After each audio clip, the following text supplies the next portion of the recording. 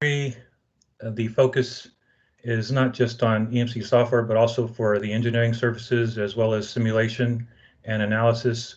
We have a strong presence internationally, and obviously we're just focusing on English customers today. The categories can be considered for interferences, which is EMC and lightning, or for propagation, such as antennas, patterns, radiation frequency, and radio cross-section, that sort of thing. RCS is another term for that.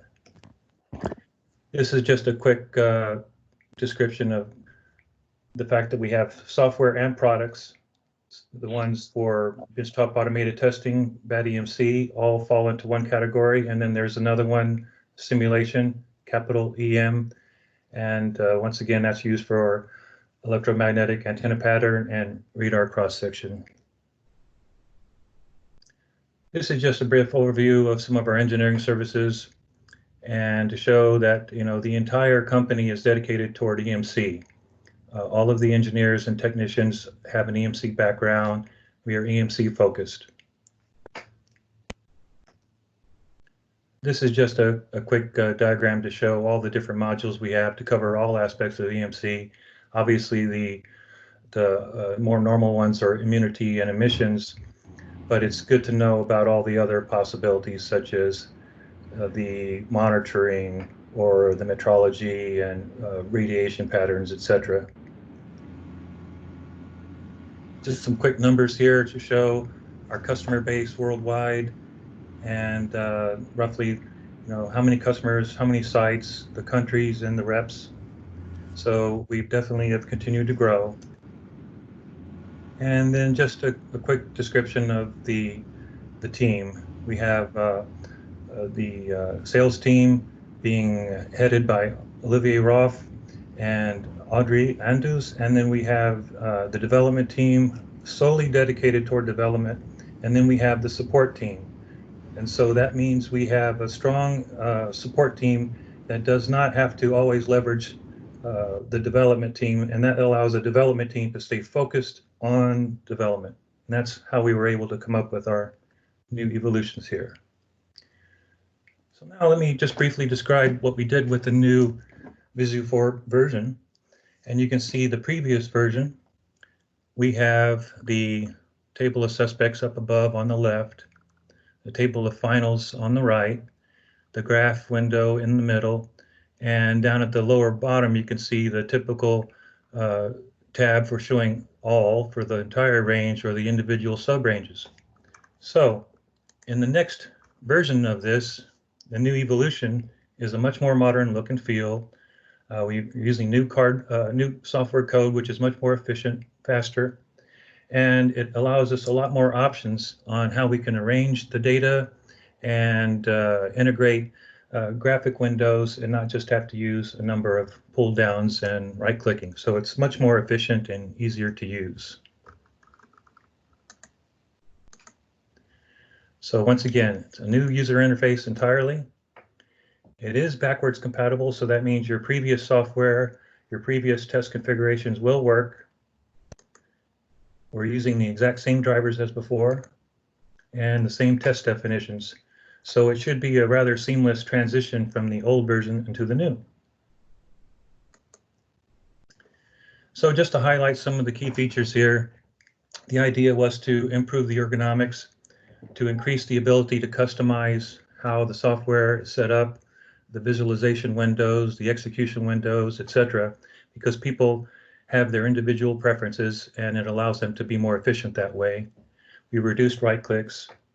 As I said, simpler to use, more user-friendly, that was the goal. Now we allow, or we have the ability to show the positioners within the test window and not only be able to see the positioners in real time, but we're also able to control them by going into, rather than the automatic mode, the manual modes or the manual point mode, which I will demonstrate in a few minutes here. And once again, it's an entirely new platform. The software code is much more efficient and easier to maintain. It allows things to run much more fast in the background. And we have new evolutions are coming, so hold on to your seat. Okay, now I can just do a demonstration of the software. And you can see I have the typical project open, and this is assuming that most of you are already familiar with our software, obviously, and are just wanting to see the new evolution. So basic functions are the same as they were before, and I can give you an example of what the new window looks like when we launch it. So initially, we get this dialog box that pops up if we want to run the new test, run the test with the new execution module. This can be deselected so that it will only run in the future, or you have the option to continue to use the old version for a while until you get more comfortable with using the new version. So that's the idea behind that. So I will simply state yes. And this allows the window to launch. And I can give you a quick tour of this already executed test. So you can see we have the graphic window in the center, just as we did before, but we made more room for that. The legend is down below so that you can see the details to describe all the things that are seen on the graph. And you can see that we have the status for all the sub-ranges that were done, and all these are shown as being completed. And we have the ability to do further testing on this. I could go back and do manual testing, or I can just start a fresh test. So that's what I want to basically do right now. I want to close this and just give a quick example of what we see when we launch a test. So this one has not been launched. I'm just going to execute it now, and we can have a quick look here.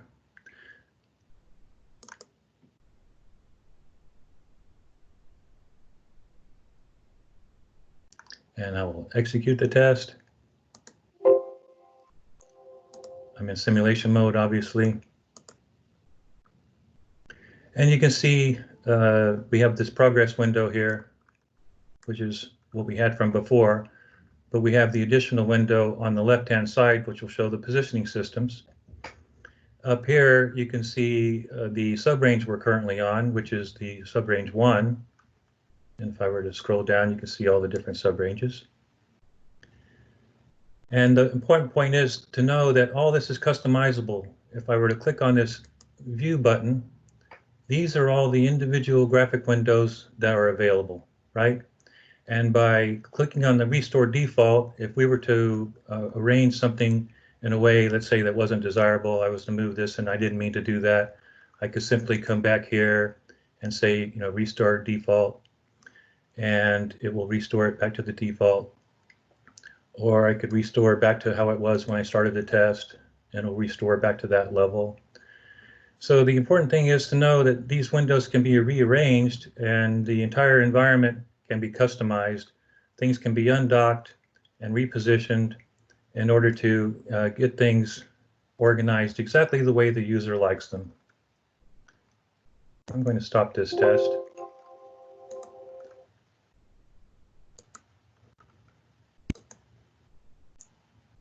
And I want to go back into a test we previously run.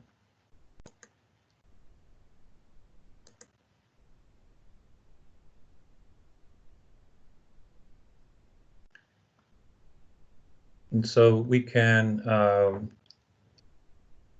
basically do a manual operation here. What I would like to do is a manual point. So let's say if I were to right-click on this and add the cursor, and I want to actually add this to, or excuse me, it's already down below. So I'm going to use this for manual point. Yeah, so this is what I want to show. I clicked on that, use for manual point, and it brings up the manual point window. So with the manual point window open, I have the ability to initialize the setup first and to do a measurement only on this frequency that I selected, right? So the first thing we would do would be initialize the setup. stay in the simulation mode. Okay, now I'm going to use the sister recommended settings because this is a CISPR test. It automatically put the settings I needed there. Now I will go to the max position. So now that the turntable is moving to the max position, and you can see the antenna mast and turntable will go to that position, I can do a quick manual check. So part of the concept here was that we have customers doing things like investigation, the normal pre-scan investigations. We have customers doing the qualification stage, but there's a number of algorithms and intermediate stages in between, right? Such as we automatically did several sub-ranges, but we only had one range that we needed to investigate further. So the idea is how to focus this investigation process. So here I've done the initial setup, and I want to go into free run mode using my peak detector. So you can see my peak detector selected. I select free run mode, and now we will see that the receiver gets activated and a bar graph will show continuous measurements in peak mode. So with that being the case, let's say I want to maximize on this peak, and I could tell it to go down to 0, for example. And all the time while it's moving towards 0, if there's a new max hold found, it will go there, right? And it will update it here in this window.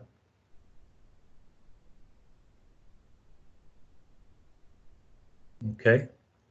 And then I'm going to stop that, and we'll go to changing the antenna mast. So now we're moving the antenna mast down. And this is just for simulation. I'm not going to have to go all the way through. So let's say that we found the new maximum azimuth and the maximum height. So I will go back, find that position.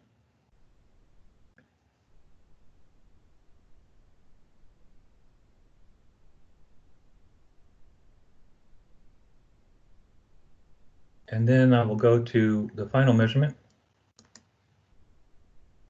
And we're not going to be moving the positioners during the quasi-peak measurement, so I will simply do a single run.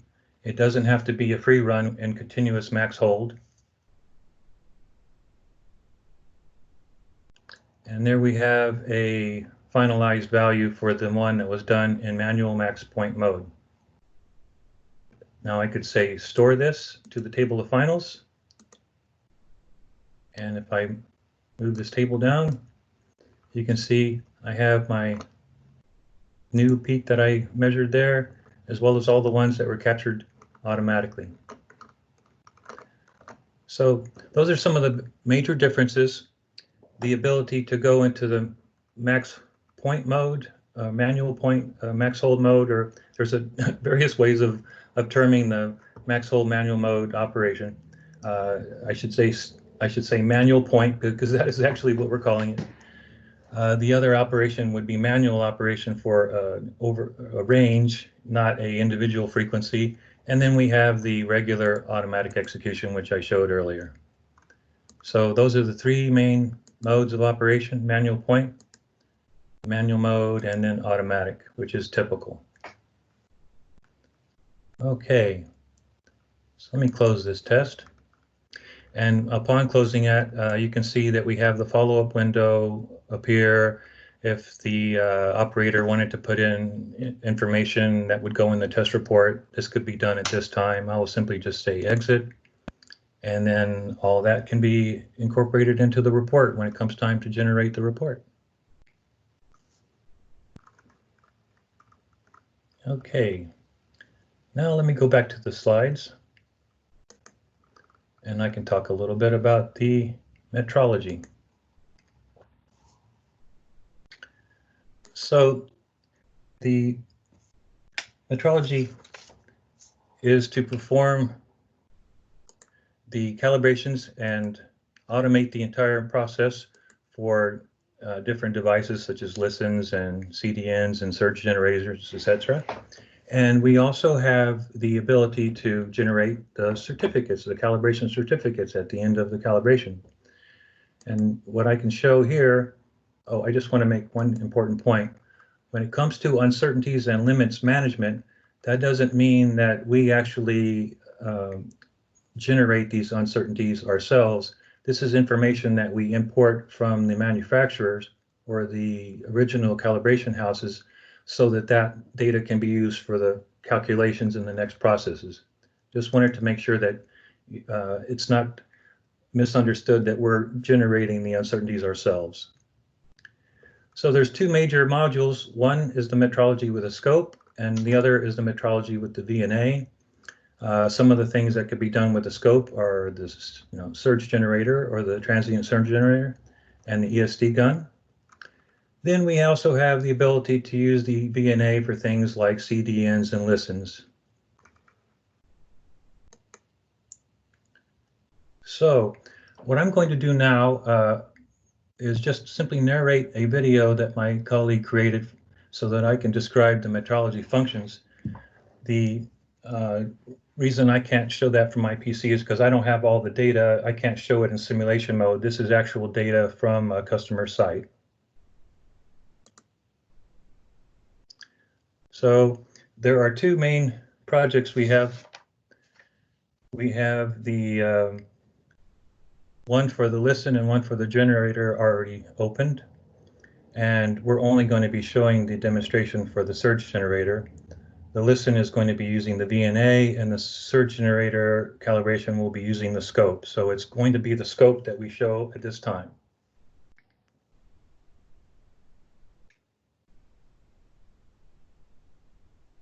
Okay, now under the measurements with scope, you will notice that we have the test definitions, and we have tests 1 through 18, which would be required for that surge generator. And each one of those tests has individual configurations. So if we look at the one for the direct output, the 2 ohm output, open circuit, it will have its own set of parameters once we open it up. Now, this one is going to be 8 steps, and therefore 4 different voltages, plus and minuses, so that's why you have 8. And each one of those has 5 measurements that are done. You can see we have each one of those individual measurements lined up, and the standard requires that the measurements are done 5 times for the 4 different major parameters: the peak output voltage, rise and fall time, pulse width, undershoot, and then it takes the average of each one of those columns. So BAT-EMC captures the screenshot from the oscope, captures the data, and logs it all. Then it takes the data and it chooses the right conclusion based on the parameters for the limits and the uncertainties above. And these limits and uncertainties were the ones that we had to capture and import for this calculation. So with the limits and uncertainties and the measurements done, then the conclusions can be made, and we can go on to the next stage, which will be completing each one of those. Then once all of that is completed, a test report or the calibration report can be generated. So now we're going to look into another different test configuration. This is just the EUT output. It's to show that it also has 8 steps, and it just has its own different configurations. So this data was already collected from a customer site, and we're going to generate a sample report. One of the things to keep in mind is that we have a new report generator that is much faster and much more efficient. One of the reasons for showing this video and me narrating is the fact that I don't have all that data, and I don't have the ability to generate this report in real time. So this is to show actual real-time report generation. So watch this. Boom. We start the report. We only wait a few seconds, and I'm totally amazed. I hope you will be too. It will be 62 pages generated in 5 seconds. So as you can see, we have the calibration report, all the data entered, the results, and as we scroll down, you can see we also capture the screenshots and so on. So keep in mind, this is 62 pages, like I said, and that was one of the big improvements to updating our software with newer code. So just to recap, the concepts are to improve efficiency, to improve the ability to customize, set things up exactly the way you like, and then the ability to generate reports much faster than we were able to do before. And so with all of these improvements, we should see an increased efficiency in the operations of these test labs. And it is our goal to provide all the right training and any needs, to help you get set up the way you need to get set up. So like I said, don't consider this to be anything but a quick tour, and we will be happy to schedule further training sessions and go into depth anytime you like in the future. So at this point, I'm going to open ourselves up for questions and answers, and we'll find out if there's any major questions that people have at this time.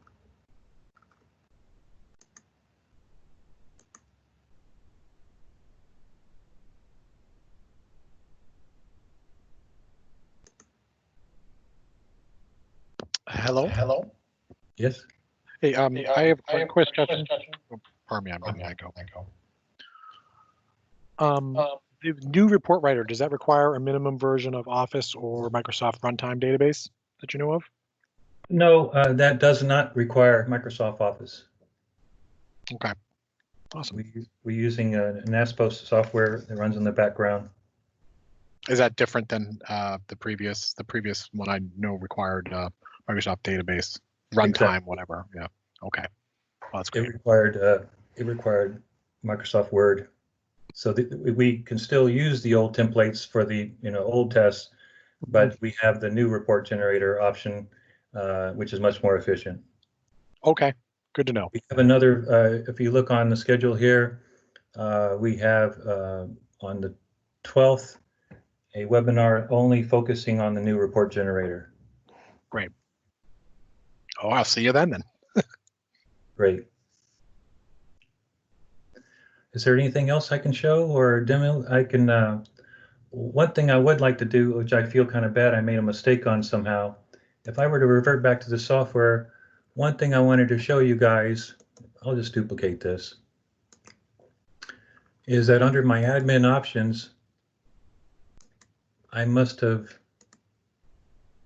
turned off the ability to show the video at the beginning.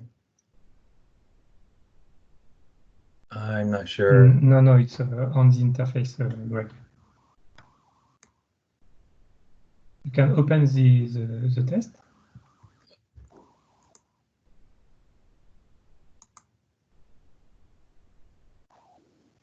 But and I you thought have the show intro button at the top.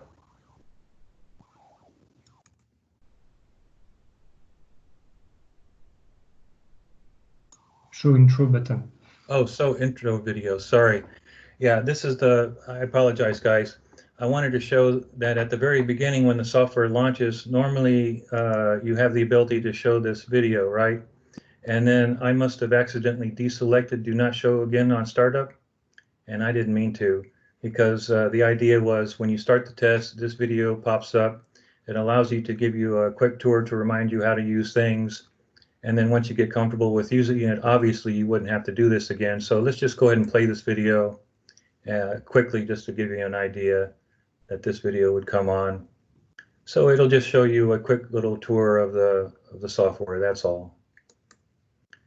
One thing to emphasize though is that we did update the manual, and the user manual I believe is very well detailed, and I believe this is going to be a very smooth transition for everyone.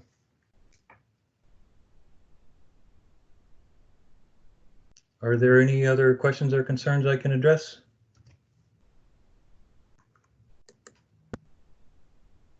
And for now, there is no more questions. Okay, well, I guess we can just close the meeting then, and just keep in mind, anyone, that if you have any questions, you can send them, email, open up tickets or whatever, and I'll be happy to spend more time on a one-to-one basis.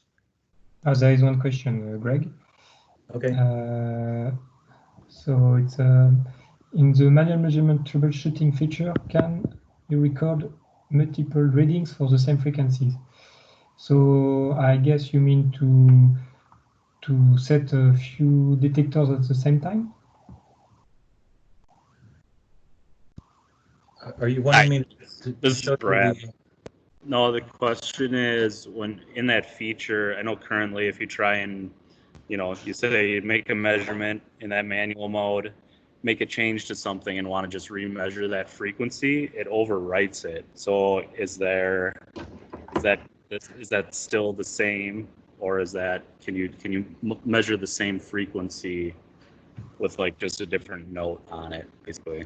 oh no, you can totally, each time you measure it, it saves it. It doesn't have to overwrite it. You have the option. Vincent, would you like to demo that quickly?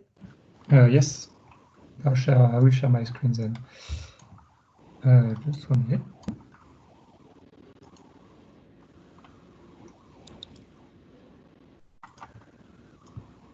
Okay.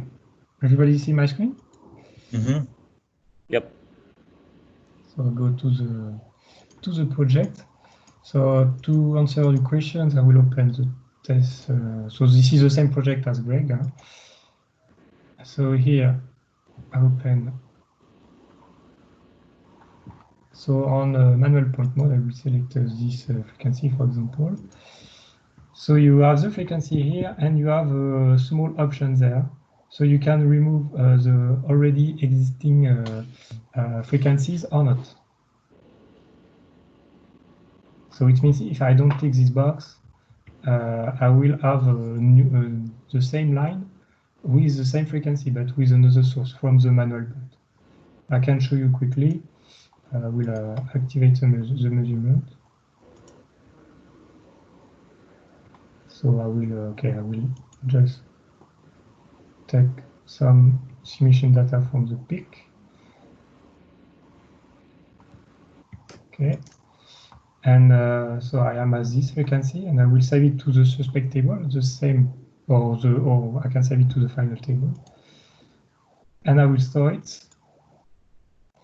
And you can see here we have a new line appears at the same frequency. We didn't erase the previous one.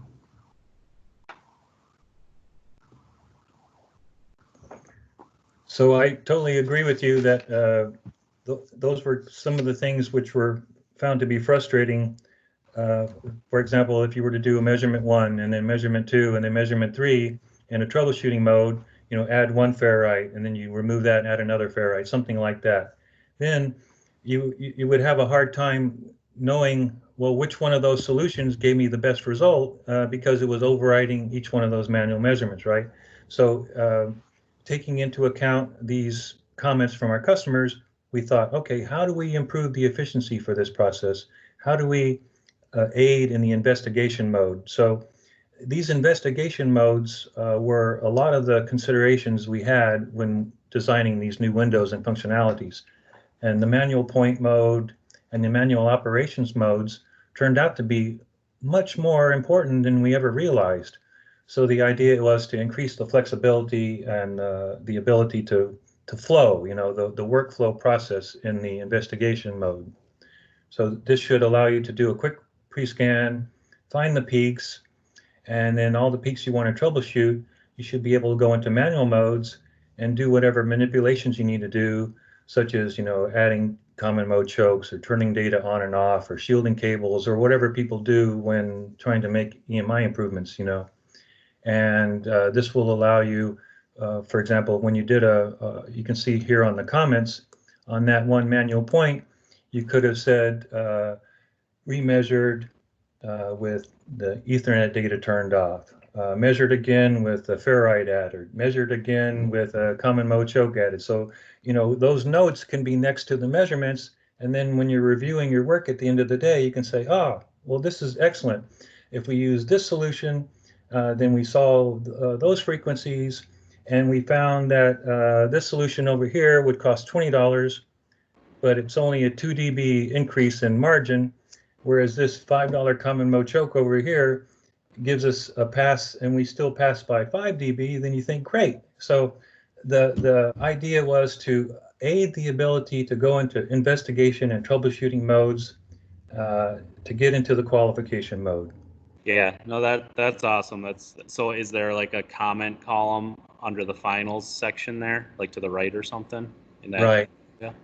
If I move this, or I think Vincent will have to show where the comment sections are for anything that's been done on the manual mode.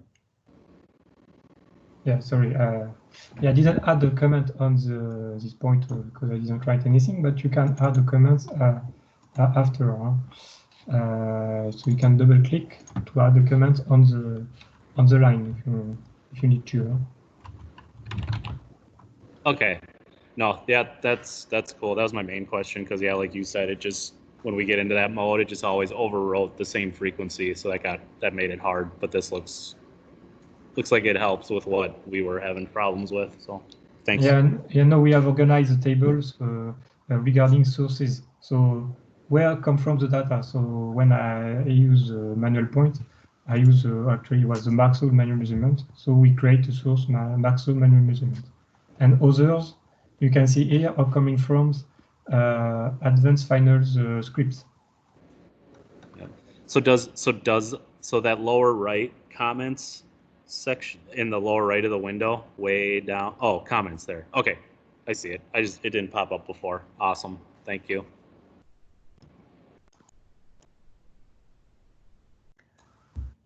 Do we have time to show a quick manual operation? Would that be useful to you guys, or you know, I don't think it's information overload to do quick. Yeah, I can show maybe on a connected test. That would be great. Yeah, just a quickie on that one. Just to show another type of test.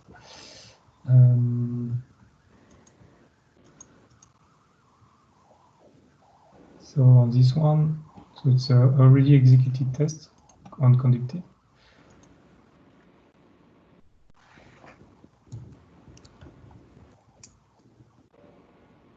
So the manual operation mode, it's here.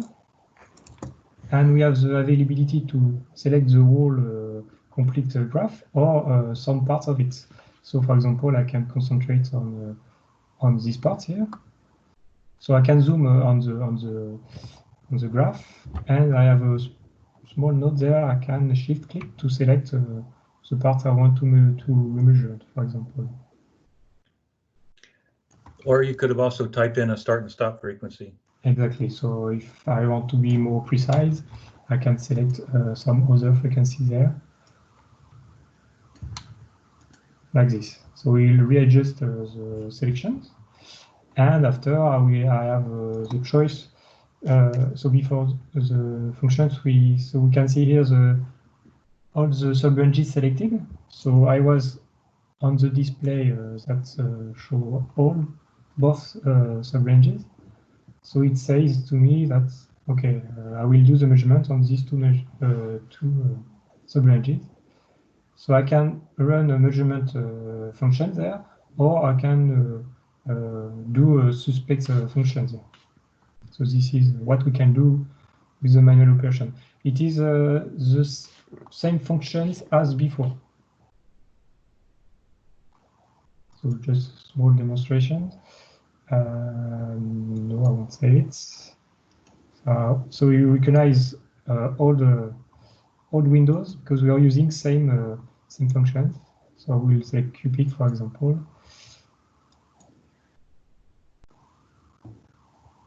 Select my setup.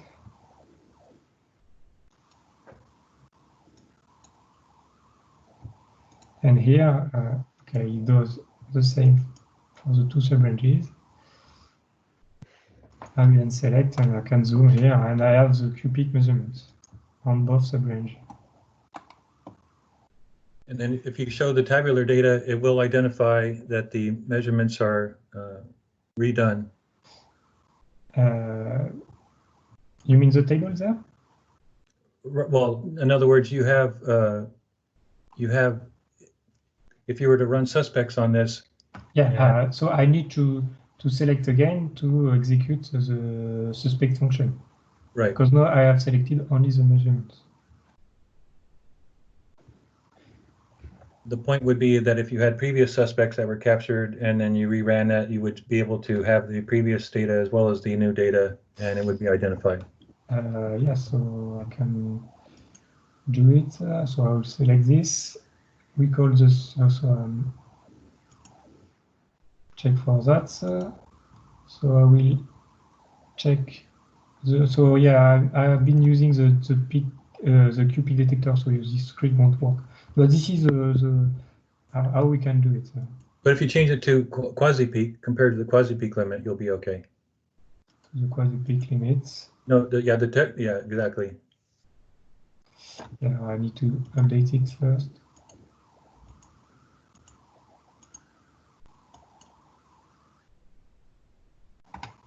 Okay, we can see and select this. So we have the suspect there.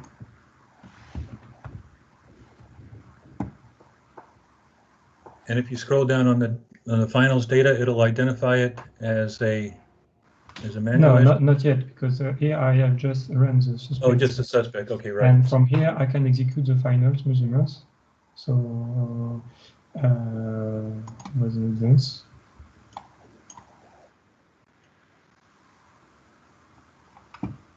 Now I have the same frequency measured for the final stage. And if any one of those frequencies you wanted to add comments for it, you have the ability to do so. Yeah, any line you can add any comments. And we add a comment column. Can edit it after also. So yes, this is a manual operation where what you can do. So is there any other questions?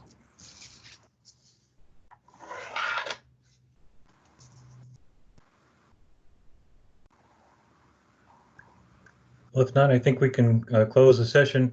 I know we have the future webinars scheduled, but during those webinars, if you find that there's questions on other subject matter, then we may be able to answer those as well. For example, if you have more questions about the Visu4 or web, metrology before next week, we can devote some attention toward that. And then, like I said, also train one-on-one and set up sessions remotely, you know. Yep. So I display back the next webinars. Okay.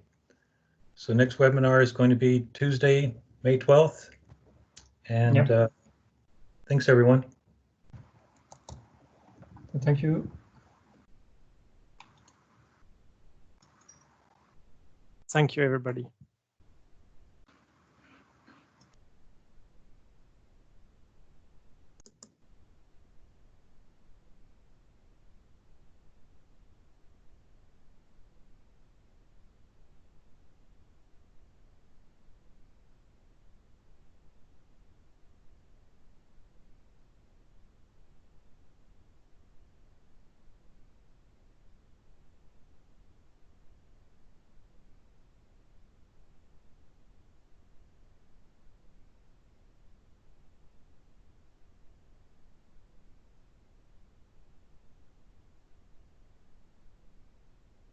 Okay. Okay, so Yeah. now we are just a bit. Greg left. You can call him back. He's joined. C'est fait. Ah.